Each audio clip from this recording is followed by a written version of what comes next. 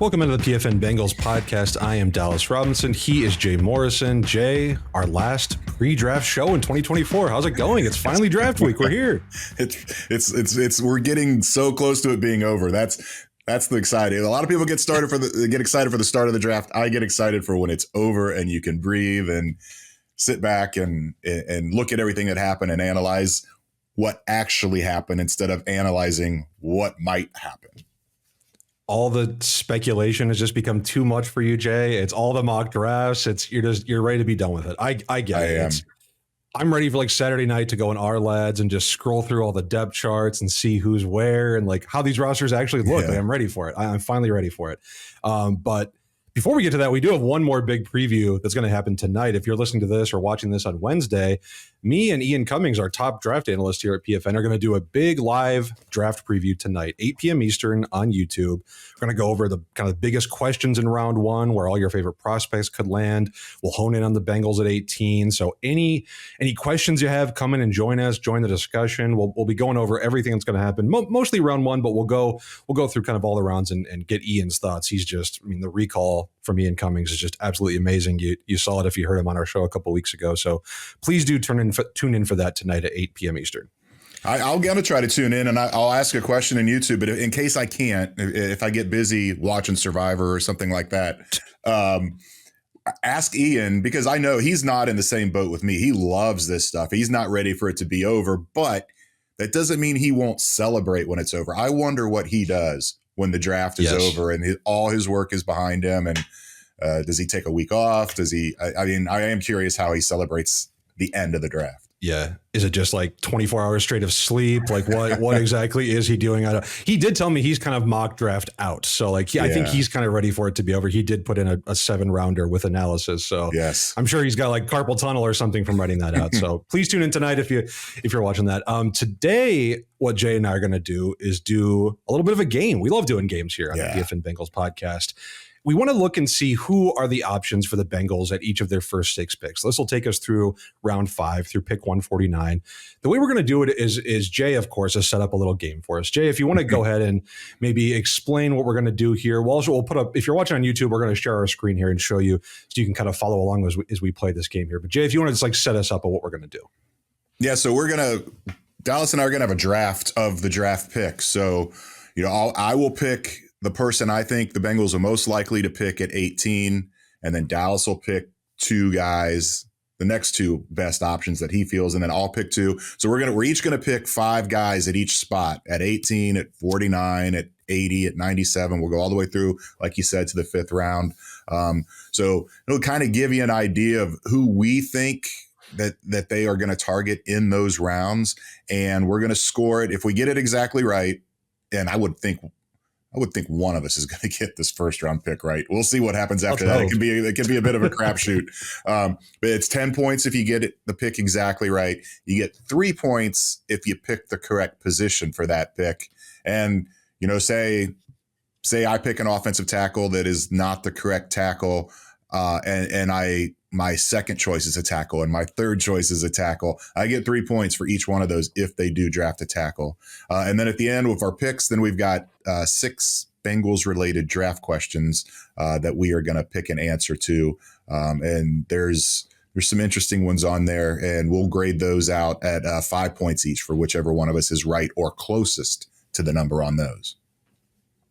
So we'll see. We love to get competitive here on the PFN Bengals show. So let's go ahead and do this. Jay, if you want to pull up your screen, we'll go ahead and put this on the screen with us, and you can kind of follow along at home. We've got this color coded here so you can see who Jay and I are picking, and we'll go through each one of our picks and see who we'd like at each one of these spots. And it's going to be, I think we'll have some overlap here. And there are some spots where I've even put, the same player at different picks because I think that they could be a consideration at maybe 80 and 97. So there could be some overlap, but let's see what we've got here. So at pick 18, yeah, let's take our coworkers off the list here. I had to put a couple dummy names in. Well, I don't want to say dummy. I'll say this a couple trial names that I put in there.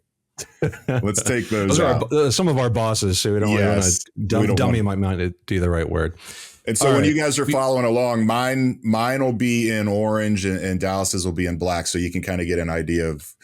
And I left the other pick. We're only doing the first 6 picks here, so we'll just 6 picks. Take these guys off. All right.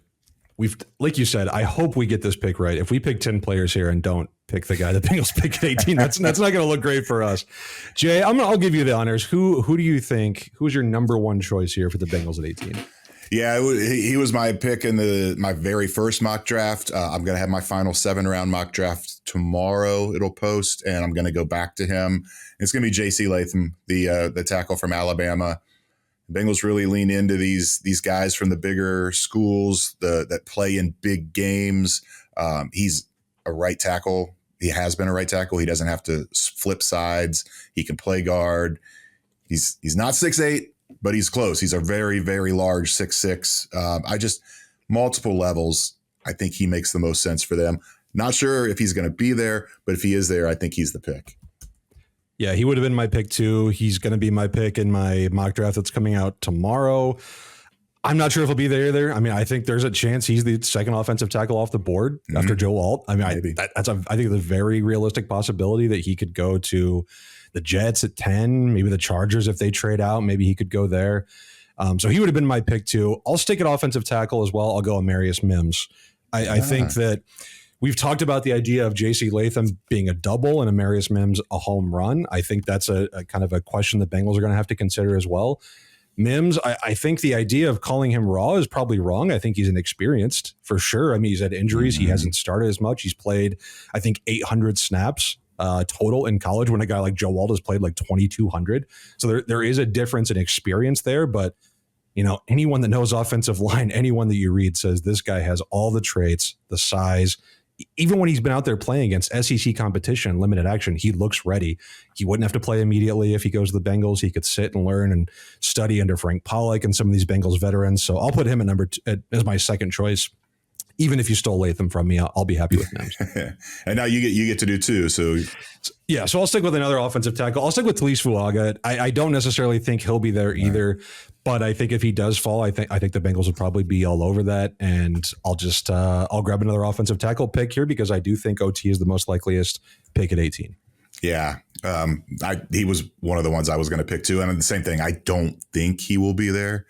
I don't know if any of the other tackles would be the best play here if all those guys are gone. So I'm going to go Byron Murphy, the defensive tackle from Texas.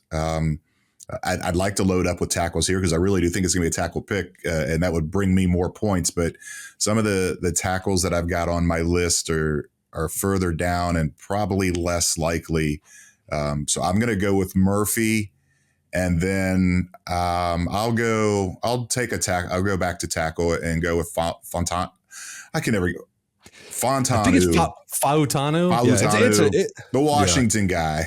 Yes. Yes. So, the guard versatility there. He could end up playing guard in the league. We'll see how that plays out. But he's an interesting prospect, and I think he is a guy that they would consider there at 18 if Latham is off the board. They may even take him over Mims. I don't know. Yeah, you really, it's such a crapshoot. Like we really don't know. And I think my next pick is kind of along those same lines too. And I'm going to go with the defensive tackle. I'm going to go with Johnny Newton.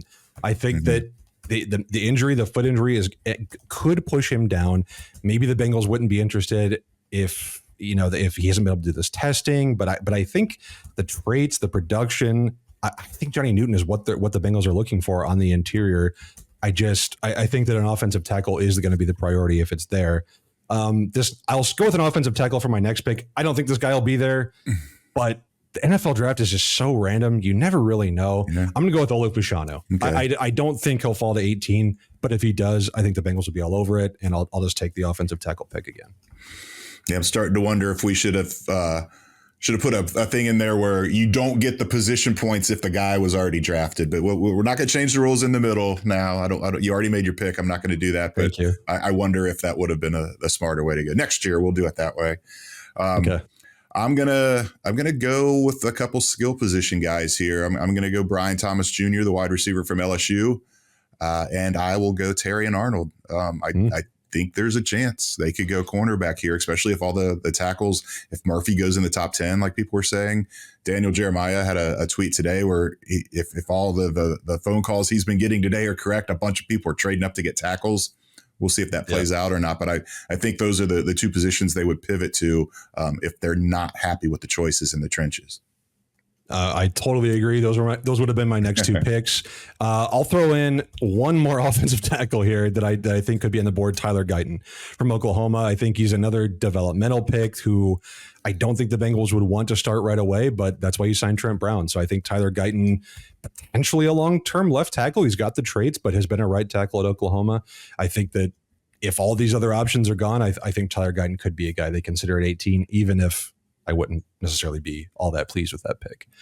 Okay, that's round one. Please, God, let the pick be one of those 10 choices, because I think I honestly don't know who it would be if it's not one of those 10 guys. Yeah. I just feel like it has to be one of those 10 guys. Let's go to 49, Jay, and this is where it really opens up, because we don't know how the Bengals are going to go in round one, and how they go at 18 and what position they select there in the first round is going to have obvious effects for what they do down the draft. So I don't know how you kind of frame these picks, but you kind of have to get a mix of all the same positions that we think the Bengals are going to target, because we just don't know how the order is going to go in round one. Yeah, I've got a list of 10 possible picks here, and I've got one offensive tackle in the list, because I'm so sure they're going to go offensive tackle in the first round.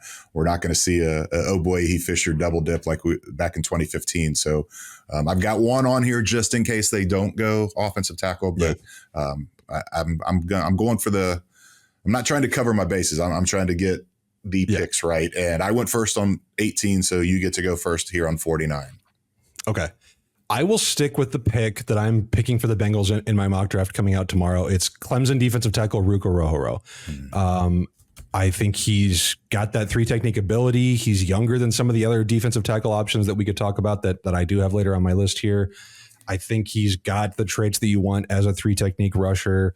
I don't think that he would necessarily even have to play a ton his rookie year, like maybe as a rotational option, but I think we're counting on BJ Hill and Sheldon Rankins to take a lot of the snaps.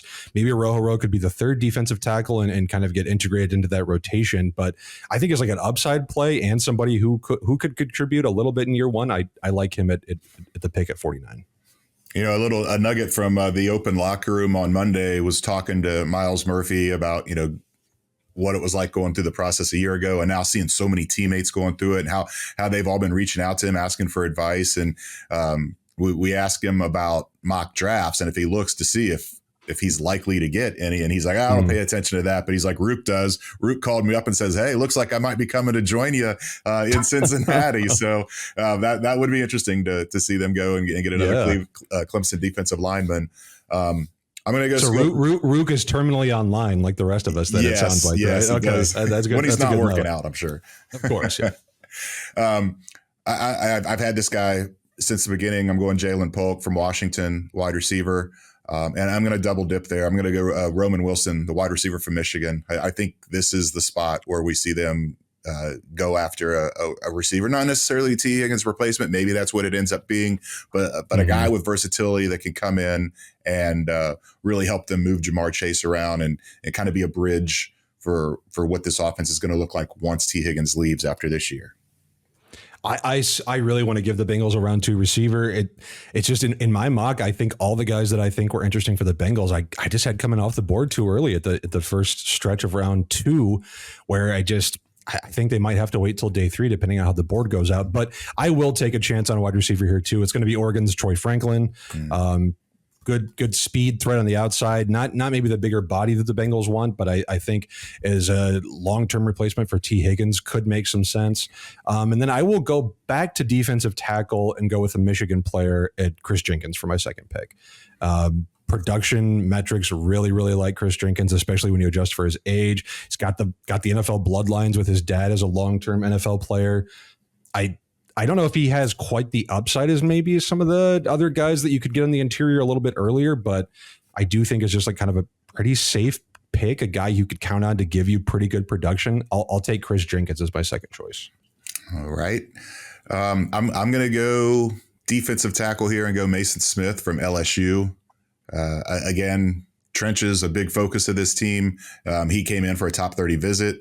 They like their LSU guys. A lot of fits there to like for him to come here at 49. I'm gonna let me get him typed in here, and then I'm gonna give you a curveball. Oh boy. My next pick is gonna be a trade. I think they trade back at 49, add a third or a fourth round pick. I kind of expose myself there because if they don't trade, I get no points at all because I don't have a position listed there. But they've done it a lot. It's their wheelhouse. They love trading back in the second round. And as you mentioned, some of the guys that they might want to target that aren't there at this round, it would be the perfect spot to move back and get even more picks. They already have 10. These guys aren't all going to make the roster, but I can see some wheeling and dealing going on later in the draft too, where they package some picks to move up at a spot or two.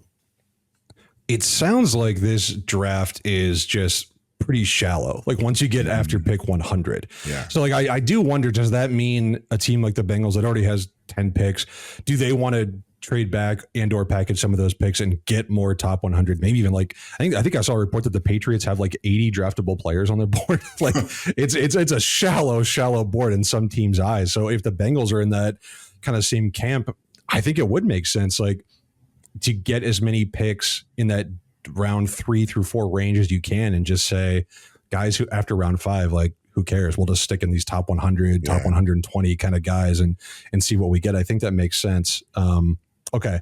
I'm going to go with 2 more defensive tackles here because I do think this is a good range for defensive tackles. I'll go with Michael Hall Jr. and I'll go with Braden Fisk. I don't know if either of these guys will be here. I think I have Fisk available in my mock and I have Michael Hall going a little earlier. Michael Hall is just so young and has shown so many flashes when he's gotten the chance that I wonder if teams are going to be like, let's get this guy in our team and just cross our fingers he can develop. So I will put both of those guys, Fisk and Hall, as my next 2 choices. Okay. This draft, I think I've been asked this question a lot, and I think this draft is more about the future than it is the present. Yes, these guys they draft in the first few rounds are going to contribute this year, but they really need to hit on these picks to set them up once Jamar gets his big deal and Joe's already got his and all these other big contracts. And this guy is the slot corner of the future. And it's Mike Sanders still from Michigan. I could see him coming in, not quite a redshirt year. You get on the field a little bit, but he will be a Mike Hilton replacement in 2025. And again, Michigan has a ton of players in this draft, and the Bengals have really kind of leaned into that program in recent years. Another reason, just a lot of fits there to like. He's got to be the number 1 player we've discussed during this pre-draft cycle. Yes, on this show. Like no question. I didn't even have him on my list just because because I don't think he'll be available to the Bengals. Like I truly think he will go in the first half of round 2. And I don't think he'll be there when he pops up. He's getting steamed up so much. Like every day, I feel like I see a new report that, Mike Sanders could be a first round pick.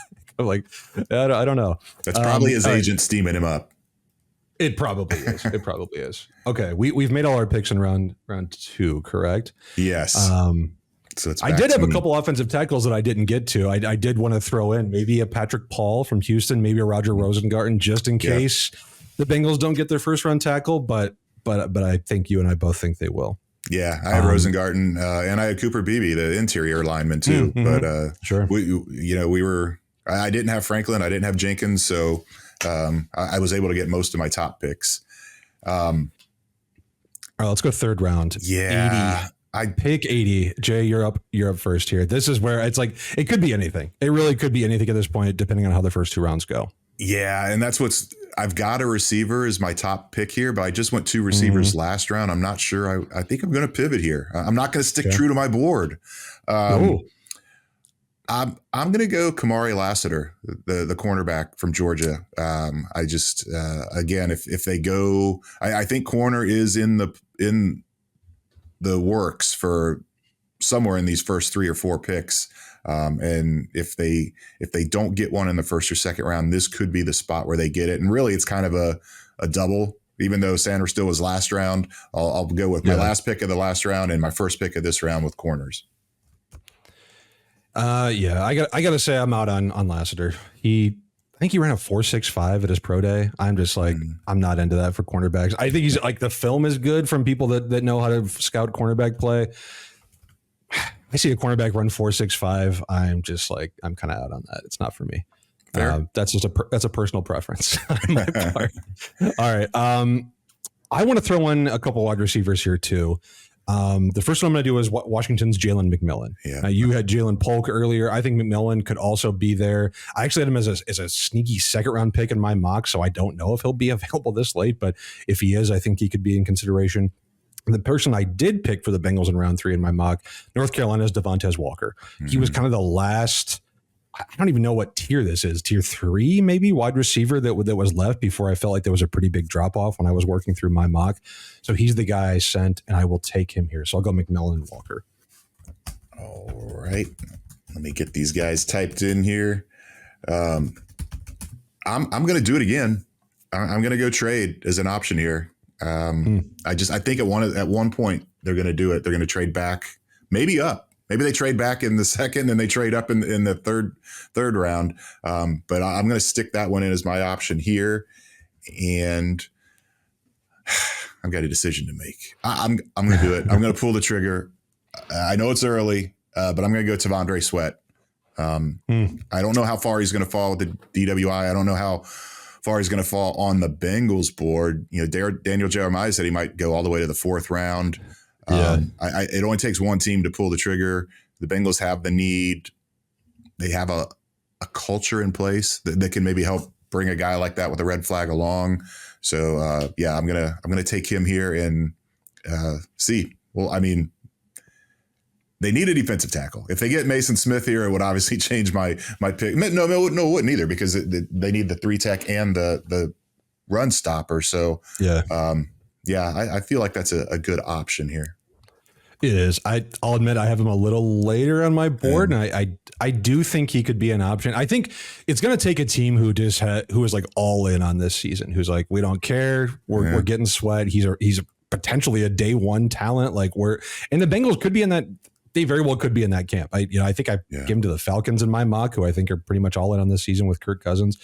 If the Bengals feel like they're in that kind of camp too, I feel like they could be an option. It's my pick, right? I'm going to throw a couple cornerbacks in, because I do think cornerback is going to be an option here in the middle rounds. I'm going to throw in Florida State's Renardo Green and Kentucky's Andrew Phillips.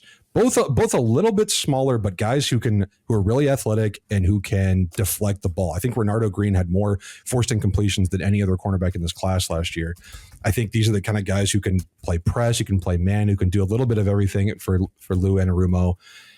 I think if the Bengals go corner, I think it very well could be one of these day 3 picks. So I'll throw those 2 guys in. Okay. Well, let's see. Do I want to do it? What the heck? I'll go Theo Johnson, the tight end. I think they may wait longer to get a tight end. But yeah, let's do it. Theo Johnson, tight end from Penn State. And I got 1 pick left. I'll go. All right, I'll go back to the guy at the top of my board in this round, and I'll go with the Yak King, and I'll go with Malachi Corley, the wide receiver from Western Kentucky. It's a crapshoot, but like I said, they're gonna take a receiver in one of these first 3 rounds. It feels like, so I might as well have some in each round. Definitely. Definitely. And I think I'll get my tight end here too. I'll go with Ben Sinnott. I think there's a decent chance he ends up being the tight end 2 in this class after Brock Bowers. I think he could go as early as round 2. I don't know if the Bengals will go this early on a tight end either. I think that very well could wait until day 3, but I would like to get one on the board, so I'll go with Sinnott here. It's a good pick. All right. 97, their second 3rd round pick. Man, I think that both those receivers, McMillan and Walker, that I chose for 80 could be here too. But I do want to throw in one other name at wide receiver. That's going to be Jermaine Burton from Alabama. I think he's talent-wise could be a day 2 pick, could be a round 2 pick, maybe a back end round 1 pick. But there's just some off-field stuff there that I think that will have teams concerned at 97 with the Bengals needing definitely an immediate and a long-term answer opposite Jamar Chase. I think maybe it's a shot where you take a chance at a guy like Jermaine Burton, despite the off-field question. So I'll go with him as my first pick. All right. I had him in this round as well. All right, I'll go back to Vondre Sweat here. If they don't get him in the round before, or it's the same round, but if they don't get with the third pick, they'll get him with the fourth pick. And then I'll go Mason McCormick, the interior O lineman. This really feels like third, fourth round is where they're fifth, maybe, where they're going to start boosting that interior of the offensive line and getting some depth there and some eventual starters. So those will be my 2 picks here. Okay, I'm going to throw in Theo Johnson here. I know you already took him in our last pick, but I do think he's a good option. There's so many studies. Wait, are we allowed to do that? Are we allowed to pick? Are we? I don't know. It's your game. You tell me. I was assuming that once somebody was taken, but if we're allowed to take the same guy twice for ourselves, then yeah, I would. You tell me. I have so many players here I could go through. You can't take a player already taken in the same pick, but you can take it in a different pick. Let's say that. Okay. That's kind of what I was assuming. Yeah. All right, I'll go with Theo Johnson then. I just think there's so many studies that show the most important metric. If you're trying to look at one metric to see if a tight end is going to be productive in the NFL, it seems easy, but oftentimes it's just 40-yard dash time. And Theo Johnson is very fast. He is very athletic. I think it's a crime that he didn't produce more at Penn State. I don't think that was his fault necessarily. I'd like to add him here. And then, oh man, I think he's been one of my favorite players. I'm not sure he's a perfect fit for the Bengals scheme, but I think is a long-term option in the middle. I'm going to go with Tanner Bortolini from Wisconsin. Yeah. Center, very athletic. Again, like Theo Johnson, very athletic. I don't think he's obviously not going to have to play center in year one. Ted Karras is here, but kind of get that developmental year. Maybe he's an option going into year 2. I think this Bengals offensive line could use some athleticism up front, and Tanner Bortolini is going to be that guy for me. I'll go ahead and tip my hand because I have the first pick in the next round. He was my number 1 choice for 115. And so now that we're allowed to both pick the same guy, I'll tip that. That's what's coming next round. For this one, I'll stick with the interior of the O-line and go Christian Mahogany. And then I will go with another receiver. I had Burton as my top receiver in this round, but I'll slide down to Jerry Rice's son and go Brendan Rice here. Really intrigued by what his upside could be given the pedigree. He doesn't have I don't think the physical tools that his dad, well, nobody has the physical tools that his dad has, but I think it's really intriguing. You're getting a quality guy that's going to work his butt off. And I think he could be a fun piece in this offense. I'm going to stake in the trenches for my last 2 picks here. I'm going to go a little bit off the board. I mean, I've seen this guy ranked all over the place from different draft rankings. I'm going to go with Texas offensive tackle Christian Jones.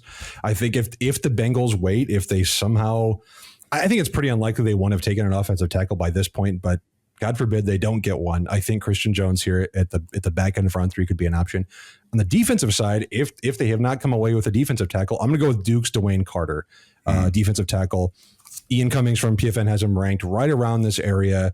I think it's kind of an interior disruptive force. I think he could be interesting there. So I'll put Dwayne Carter as my last pick.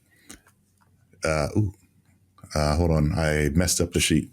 I make semicolon instead of a colon. There we go. I had Dwayne Carter there too. I'll throw a dart at Austin Booker, the edge from Kansas. I don't think we talk about edge enough. I could see them making that not a priority. We're talking their 4th pick here, but I do think it's in play, especially if they already get the defensive tackle out of the way. So I'll throw him on the board here. And then I already said that I am taking Tanner Bortolini as my first pick at 115. So we are back to you. All right, I'm going to go with one of your repeats. Then this is where I'm going to put Vondre Sweat. I think, at 115, I don't think the opportunity cost is that great. You take the chance. If it's a home run, great. If you strike out, doesn't matter. No harm, no foul. So I'll go with him. I'll throw in one tight end here just to kind of get a 4th round tight end on the board. I'll go with Cade Stover from Ohio State. I think this could be the range where the Bengals get one. I think he's right there in the rankings from Ian. So I'll go local and put Cade Stover. I'm learning my lesson here. I shouldn't have tipped my hand because I was going to go Sweat again. I was going to go Sweat again in this round. I should have done that first instead of Bortolini because I don't know if you would have gone Bortolini again in this round. So, yeah, lesson learned. I also had Christian Jones in this round. So I'll go here. I'm going to go Hunter Norzad, the center from Penn State. And now I've got a question. He was definitely on my list. He was definitely on my list a little later down. Yeah. I'll do it. I mean, you had him last round. I'll take it this round. I'll go with Christian Jones. Okay. Yeah, I think that makes sense. Let's see. I'm going to go with another defensive tackle here. I'm going to go with Mekhi Wingo from LSU. If the Bengals want to find kind of a mid-round option here. I think Jermaine Burton could still be an option. I did have Bortolini listed here, but I'm going to go with one more. This guy could actually play tackle or guard. I'm going to go with TCU's Brandon Coleman. I think there's kind of a split on him too. Some people think he could stick at tackle. Some think he'll have to move inside. I think that kind of versatility could be intriguing to the Bengals either way. I believe Brandon Coleman was on Brandon Thorne's top 10 of like my guys list. Brandon Thorne's probably the best offensive line analyst out there. If Brandon Thorne is vouching for Brandon Coleman, then I will too. I'm going to go with Brandon Coleman as one of my picks here. Okay. I'm going to stick with the interior of the offensive line and go with the guy with the longest name in the draft, and Cedric Van Pan Granger, center from Georgia. Yeah. That's a mouthful. And then I'll stick on the interior of the O-line, and I'm going to go Isaiah Adams, the guard from Illinois. All right. There are so many choices I could go with here, but I don't think the Bengals need to pick a running back this early, but I wouldn't rule it out. So I'm going to throw in one running back just in case. I'm going to go with Notre Dame's Audric Estime. Low 40 time, but a guy who is a very powerful runner. I think play speed looks faster than his time speed. Could be an option at the goal line. Just a bigger body, I think, that could be kind of a contrast to what they've got with Zach Moss and Chase Brown. Who are you picking again? I'm sorry, Audric Estime from Notre Dame. Okay. All right. Final pick here, number 149. I actually did have Norzad as my pick here, but I'm starting to think he could go earlier. There aren't a ton of pure centers in this draft. I'm going to throw one more running back here to get it started off. I'm going to go with Tyrone Tracy from Purdue. Okay. Former receiver. I think is still kind of learning the running back position, but that's interesting for the Bengals because I think that means he's got further upside that maybe he hasn't tapped into that he he's not going to have to be used immediately, obviously. Could he be as a receiver in certain situations? Yes, but as a guy who's still kind of learning the running back position behind two options in Brown and Moss, I think he's a pretty interesting pick here in the 5th round. Okay. Yeah, I like a running back here too as a possibility. And I've had this. I know we did it on our mock. We talked about him. I've had him in my mocks before. Isaac Guerendo from Louisville would make a lot of here. It might be a little early for him here, but he's got that return ability too. He was my next name. Was he really? List. Like okay. He would have been my pick. Yeah. All right. I'm glad I did it then. And then I'll go back to the trenches, and I'm going to go Fabian Lovett, the defensive tackle from Florida State. Obviously Fisk is the better prospect there, but again, this is a spot where we've seen the Bengals excel by taking guys mid-round trench guys, not offensive line, defensive line, and making them work. So I like that as a potential upside pick. Absolutely. Definitely is a nose tackle option, I think, and love it. Makes a lot of sense. All right. You stole Guerendo from me. So I'm going to go with TCU's tight end, Jared Wiley. I don't know if he'll be here at this point, but I think if the Bengals have not gotten a tight end by this point, I think he's 6'7". This is a guy who can play in line. He can be a true 3-down tight end, maybe not as dynamic as some of the other options that'll go ahead, but as a guy who can play all 3 downs, I do like Jared Wiley. I'll stick with another defensive tackle who I think could play the nose, but maybe isn't necessarily that exact body type. Jordan Jefferson from LSU. I'll go with him. I think he could just be another rotational option. I don't know if I think he did play some nose at LSU. I don't know if he'll actually be the perfect kind of one technique in the NFL, but I do think there's an option he could fit in there long term. Okay. I'm going to stick with the interior of the offensive line. I really do think this is where they go after him. And I don't know how to pronounce this guy's name. Satoa Laumeen, the guard from Utah. Is it Lumea, maybe? Lumea. I think it's. If they draft him, I will learn how to say it. I'm not actually sure. If they draft him, we can learn it. Yeah, that's a tough one. I don't know. I've seen him all over the board too. I've seen him as like this late. I've seen him later. I've seen him like in round 3. So he's a guy that seems like he could go almost anywhere. And then I'll back up the Booker pick with another edge. I'll go Xavier Thomas from Clemson. Okay. Yeah, I think that makes sense. All right. Do I have one pick here? I have 2 picks. I've got two picks. I'll go with Arizona wide receiver Jacob Cowing. I think he could be a slot replacement for Tyler Boyd pretty much immediately. Separation specialist, knows how to get open. Maybe not the most hyper athletic guy, but he can absolutely create space for himself and knows how to work within that space. So I'll go with him. I'm between 2 guys that are kind of a couple of my favorite mid-round picks here. I'll go with one more interior offensive lineman. I don't think I've picked one here in this round. I'll go with Zach Zinter from Michigan. Guard. I just think he could be a solid option.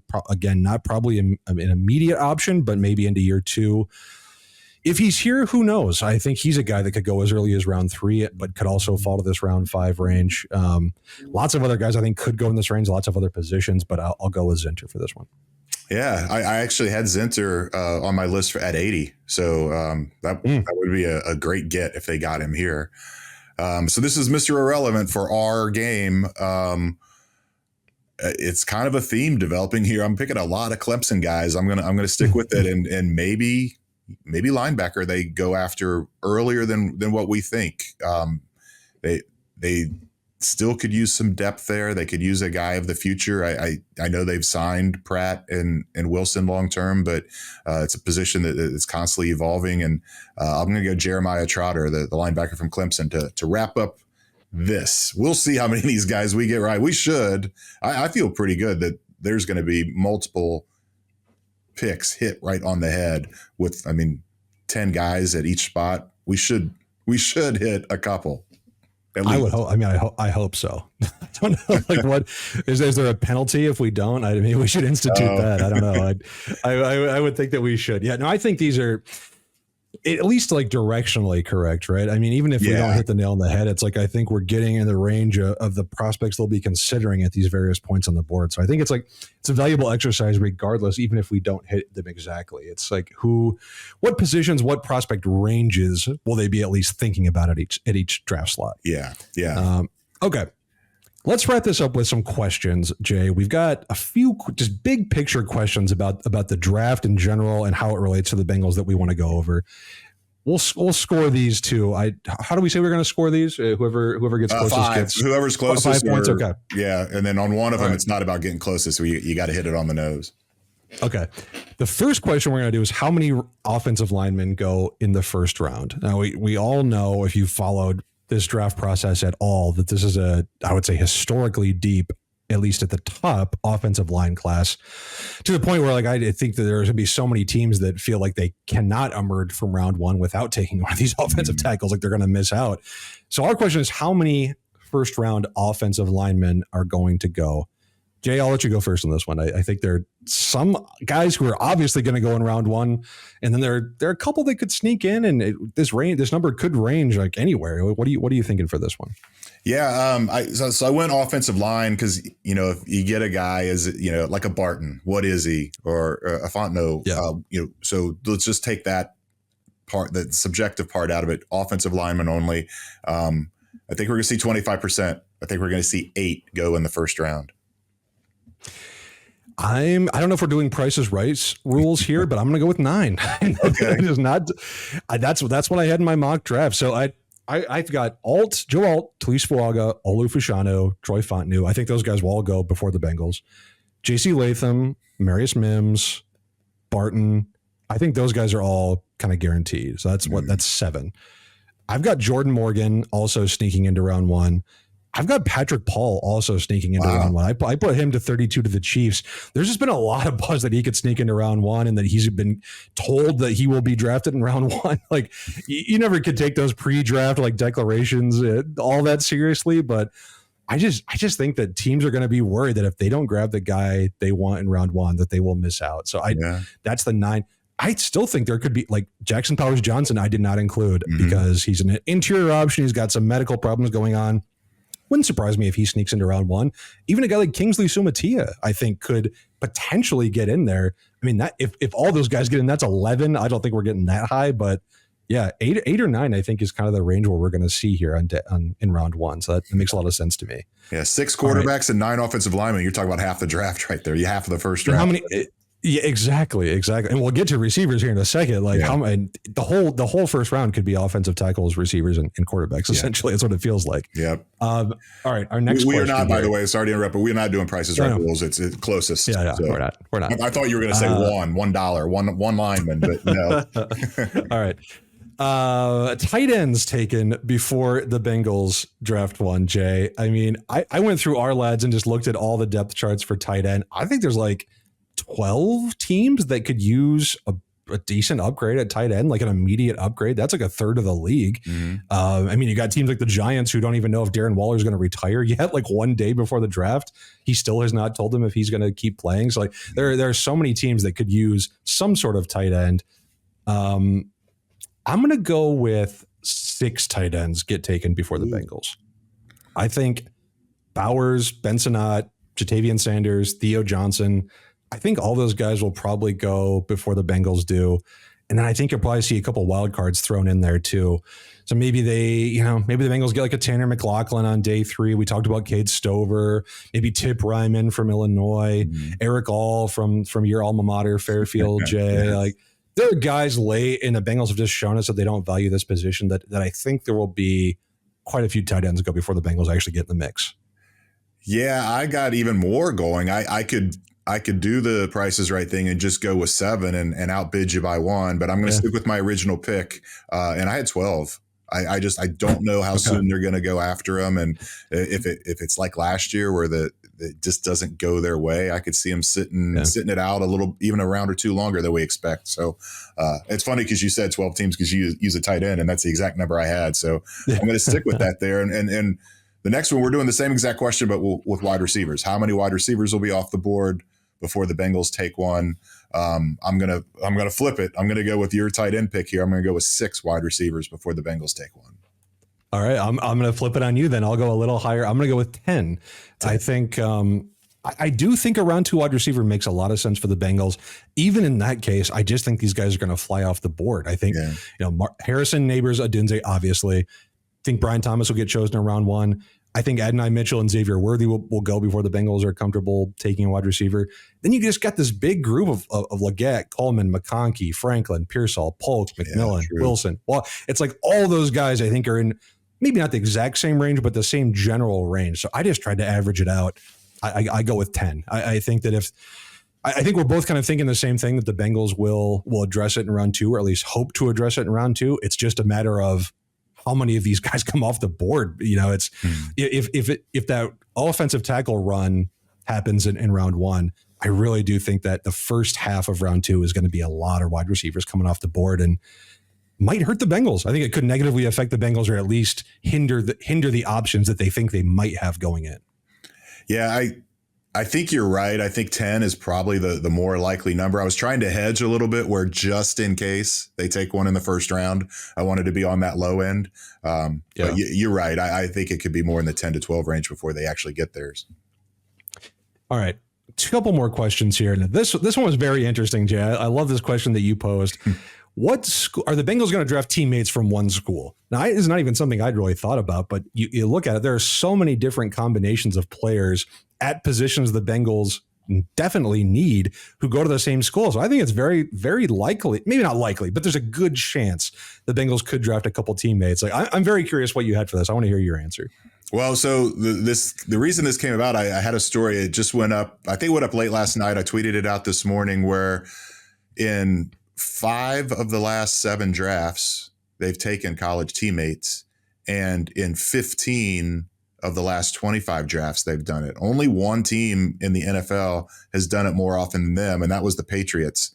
And anytime you're in the same conversation with the Patriots, anything related to the draft, that's a good spot to be. It's just, I talked to Mike Potts, the director of college scouting, about it. I was like, is it coincidence, or is there something to this? And he said it's a little bit of both. I thought it was really interesting that he said, and teams don't divulge this a lot, but he said when they meet with these prospects, they always ask them, who's one teammate or one teammate on offense, one teammate on defense that you would bring with you to the NFL if you could.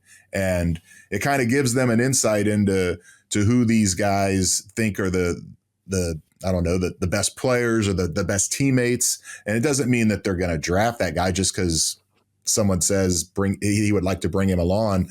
But anytime you're in a situation where you've got guys ranked similarly and you get into a tiebreaker situation, they lean into it. They like the idea of bringing guys that have played together. It doesn't necessarily mean they were at the same position. That's kind of rare. You have to go back to 2001, the last time the Bengals drafted two guys from the same school at the same position, and that was Chad and TJ from Oregon State. Mm-hmm.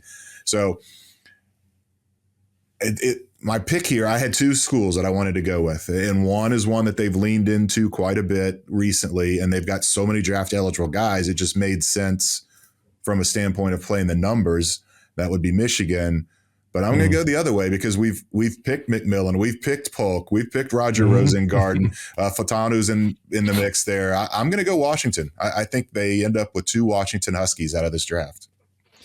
Or could. I won't say they will, but they could. Yeah, could. Yeah, they were definitely on my list. Like Fatanu, Rosengarten, like those guys could absolutely be here. I have a lot of. I'll be honest. I have not even made my pick yet. I'm debating as we speak. There's so many different combinations. Like, man, it's really tough. Texas, I think both defensive tackles, Murphy and Sweat. I mean, Texas is on the list for sure. Yeah. I mean, Christian Jones, if he gets picked, like maybe they take a shot on Jatavian Sanders if he falls. Yeah. I think, but I don't think Murphy's going to be there in round one. I think Alabama is an option because I do think Latham could be there, and then maybe they come back and get Jermaine Burton later, but. Oh boy, I think I'm going to go. I do like Michigan too. Michigan is maybe the one. I'm going to go a little bit off the board here. I'm going to go TCU. I know this is a weird pick, but I think that there are so many late round guys. I think they could be interested in Jared Wiley. I think they could be interested in. I think they could be interested in Josh Newton, cornerback. I think Brandon Coleman on day 2 or 3. I think there are enough options here that they could be interested in at positions they need. I probably regret not picking Michigan or a bigger school here, but I just wonder if those guys will be available at the positions at the time when the Bengals are on the board. Whereas I think some of these TCU guys, I wouldn't be surprised if they pick a couple off on day 3. I don't know. I might come to regret that, but I'm going to go a little off the board with TCU there. Yeah, I like it. It's a gutsy pick. Final question. Who is going to be, or what position will the last player the Bengals pick in this draft, what position is he going to play? I mean, I think there are some positions, Jay, that we really haven't covered at all during this whole pre-draft process because the Bengals are just kind of stacked at those positions. For me, at this spot, I went linebacker. I think it's a spot. You talked about it earlier that the Bengals could use some depth, but they do have 2 starters in Pratt and Wilson. They re-signed ADG. They re-signed Joe Baki. I do think this is a position where you could just grab a 7th round pick and say, hey, we're going to develop you. You're going to be a special teamer. Maybe down the line you become something else, but you're going to be a special teamer. You're going to play on these new kickoff rules. You're going to try and earn a spot on this team. I think there are some other spots that the Bengals could consider late, but I'll go with linebacker and just say Darren Simmons gets another body for a special teams unit. Yeah, that's a really good pick. The whole reason I put this question in there, I wanted to see if you'd go punter. That's what I thought. I thought you did. I'm going to go. I love the idea that, and they did it. They just did it last year, which is why I'm not going to do it. I love the idea of cornerbacks in this spot, but I think this is a spot where maybe they take a flyer on an edge guy. And see if they can coach him up into something, and maybe if they don't get one earlier, that this would be the spot. Question is, what's currently supposed to be their last pick? Will that be their last pick? Yeah, right. They may not end up keeping all those 7th round picks, but it doesn't matter. It doesn't have to be that last one. It's just whatever the last pick is they make. What position? I'm going to go edge. This is not a question for our game here, but if the Bengals do trade up, and where do you think, where's the most likely spot that will happen? Is it in round 2? Is it on day 3? Is it packaging some of those late picks? Like, is there a spot on this board where you think it's just like the sweet spot where the Bengals are going to try and go get a specific guy? It's a good question. It's not really in their DNA. Now, a couple of years ago, they did it for Cam Taylor-Britt. Usually when they trade up, it's in that 4th round. They traded up for Ryan Finley. They traded up for Michael Jordan. So I'll go there. I say if there's a guy they really like, and I think they've got a pretty big gap between their fourth round pick and their fifth, because there's no comp pick there, and there's a bunch of other comp picks, and so I think fourth might be the area where they'd be most likely to move up for a pick. I think that makes a lot of sense. I do keep coming back to that CTB trade up too, that maybe something like that could make sense. Maybe they go from 49 into the top 40. Maybe if a guy like Johnny Newton falls, maybe that's like the one guy. If he falls into that 30 to 35 range, like could they use that second, third round pick to package and move up into that range? Like maybe, but I don't know. Trading up generally is not an advisable strategy, I think, unless you're going up for a quarterback. Just in general, I think doing it in these middle rounds where you're maybe just losing like a mid round pick, I'm more open to that. If you've got guys who are really on your board high, who are really falling, I'm more open to that. Trading up in like round one, I don't think that's going to happen. I wouldn't support it if it did, but I think in these middle rounds, I think I'm more amenable to that kind of approach. It would be. I mean, you said 49 to the top 40. That I would have to look, but that might be probably be the biggest trade up in team history. Because typically when they do go up, it's not that many spots. It's 3, 4, 5. So as soon as we wrap this up, I'm going to go look and see what the biggest leap forward they've made. I know they've traded back in the double digits, but I don't know that they've come up that far for a player. Yep. It'll be interesting. I mean, I can't believe we're almost here, but like we said at the top, I'm thankful we're here, because I want to see who the Bengals actually end up with. So that's our show for today. Like I said at the top, if you're watching this or listening to this on Wednesday, please do check out our live draft preview live on YouTube, 8 p.m. Eastern, Wednesday night. Ian Cummings and I talking about the top 10, what's going to go on. I mean, this top 10, I think it could be absolutely crazy. Like, who knows? Like, it feels like we know where some of the quarterbacks are going to go, but what are the Cardinals going to do? What are the Chargers going to do? Who's going to come out from McCarthy? Are the Vikings going to move up? There's so many questions that it feels like it could be crazier than I remember in recent memory. Honestly, this top 10 is absolutely insane. So we'll go through all that. Jay, you'll be on site with the Bengals this whole weekend covering this draft. Like, please come check out all of Jay's coverage for all of his draft picks. Jay, anything else before we sign off? I know you're looking forward to getting through this weekend and talking to all these prospects and getting the players. And then you've got your own show coming up on Monday with Paul Daner. We're going to talk to Mike Potts, the Bengals director of scouting, and go over some of the picks next week on Monday. Yeah, we're actually going to do that Tuesday night. Tuesday. With Potts live show down at the Banks in Cincinnati. The Reds aren't in town, so if people want to come down and check it out, would love to see a lot of people out there. The one thing, as soon as I said about trading up, I wonder, I think they went up pretty far to get Russell Bodine, the center in 2014. So that's the first place I will look to see that. But he might be the record for how far they've traded up for a player. But other than that, maybe you talked about how crazy this draft's going to be. We probably should have had a question at how many trades will there be on Thursday? Because I think we're going to see a lot. I think we will too. I really do. And it's, I think that it comes down to like the Giants. Do the Giants want JJ McCarthy or not? Because if not, I mean, that's going to be the turning point. I think if they want to move up and get him, they probably could. But if they don't, it's wide open for Minnesota with those 2 first-round picks. So it'll be very interesting, I think, to look how that first round plays out. Everyone, thanks again for watching. We will be back next week. We'll go over what the Bengals have done. We'll talk about every pick and how the roster looks moving forward. We're looking forward to it. So hope you enjoy this draft as well. Check us out next week on the PFN Bengals podcast.